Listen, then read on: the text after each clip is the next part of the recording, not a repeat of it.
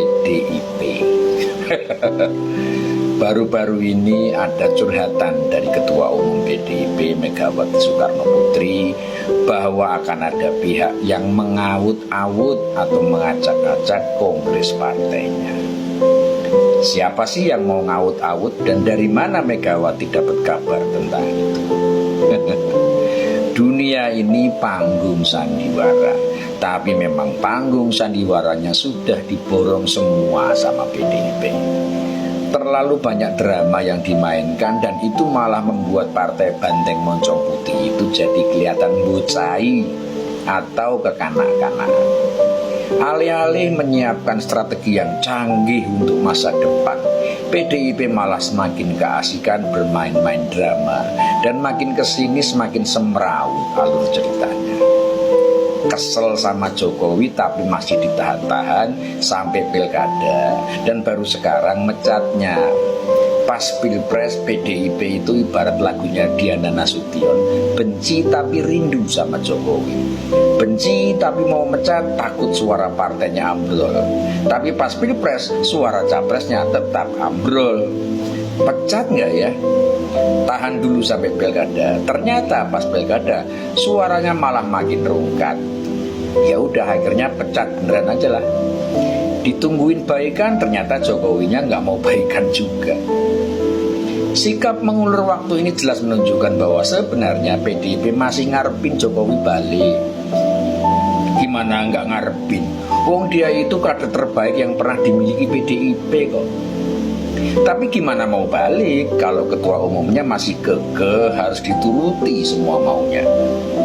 Jadi setelah Jokowi, Gibran, dan Bobi dipecat, siapa sih kader PDIP yang potensial?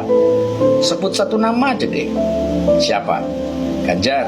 Udah so. Ahok ibarat santen udah encer. Adian pantasnya cuma jadi orator jalanan. Puan Maharani udah bisa jadi ketua DPR aja udah bagus. Andika Perkasa udah lewat bos. Jadi siapa? Nggak ada kan. Jadi bisa dilihat secara kasat mata saat ini dan mungkin dalam 5 tahun ke depan PDIP tidak punya kader yang layak dibanggakan, yang bisa dijual. Sementara ibarat grup dangdut, kalau nggak punya biduan andalan ya bakal sepi orderan bos. Terus sekarang lempar isu kongresnya mau diaut-aut. Tokoh politik tingkat tinggi kok pakai jurus playing victim, pasang alibi dan ngeles level beginner. Kita semua tahu masa depan PDIP tidak menentu dan bahkan sangat mungkin akan terjadi friksi dan perpecahan di internal petingginya. Artinya memang bakal aut-autan, tapi bukan diaut-aut pihak lain. Jadi nanti pas aut-autan langsung nyebarin berita orang lain yang ngaut-aut. Itulah kenapa Megawati merasa perlu memberi planting kepada media bahwa kongres partainya akan diaut-aut orang. Ini benar-benar politik level taman kanak-kanak. Kebayang yang bakal terjadi di kongres nanti akan muncul beberapa kubu karena perpecahan dan perbedaan pendapat. Dan gampang ditebak, para loyalis Jokowi akan menjadi bagian dari kubu-kubu itu. Maka setelah aut-autan akan muncul tuduhan bahwa Jokowi adalah dalang yang mengaut-aut kongres. Memang sejak pilpres kemarin gampang banget menebak rencana dan strategi partai Banteng gemes ini. Ya sudah, dicatat saja. Megawati bilang ada yang mau ngaut-aut kongres partainya. Tapi berdasarkan diagnosa dari situasi yang terjadi saat ini, kongres itu memang bakal aut-autan karena terjadi friksi dan perpecahan. Drama berjilid, politisi julid. Satu drama belum juga tayang, muncul drama lain yang skenarionya kelihatan tidak matang dan seperti ditulis dengan terburu. Inilah ciri khas partai yang selalu boros manuver, tergesa-gesa, reaktif, dan tidak sabaran. Ibarat orang menanam padi, belum juga tumbuh bulir sudah menanam jagung. Jagung baru tunas sudah menanam singkong. Panen enggak, kebunnya malah awut-awutan. Di Pilpres kemarin kondisi ini sudah terjadi dan tidak dijadikan pelajaran bahwa sebuah manuver harus disiapkan dengan matang, dimaintain dengan baik, dan ditunggu hasilnya dengan sabar, sehingga akan mendapatkan hasil dan dampak yang tepat dan teruji. Bukannya royal membuat strategi ditumpuk-tumpuk, malah jadi kacau balau hasilnya. Orang yang gak belajar dari pengalaman itu ada peribahasanya loh, seperti keledai yang jatuh di lubang yang sama loh. Dan sekarang terjadi lagi. Pasca pemecatan Jokowi, bukan yang dipecat yang gelisah, tapi malah yang mecat yang galau dan salah tingkah.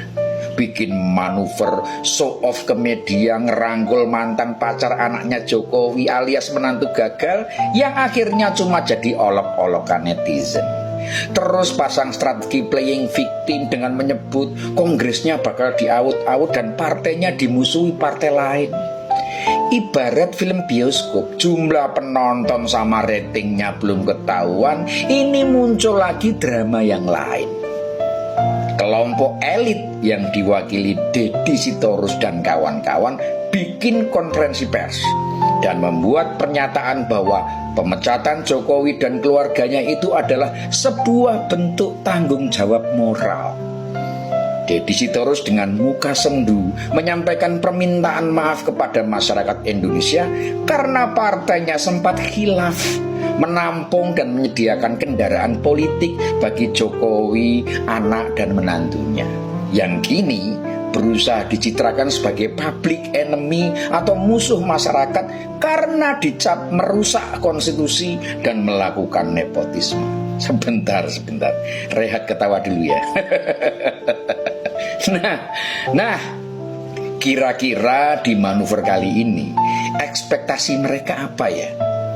Kalau boleh menebak bebas, mungkin dengan konpres ini dampak dan manfaat yang ingin dihasilkan adalah: 1. Rakyat akan semakin sepakat bahwa Jokowi dan keluarganya bersalah dan layak diberi sanksi pemecatan oleh partai. 2. Mengusung dan mendukung Jokowi adalah sebuah khilaf atau kesalahan yang pernah dilakukan partai. 3.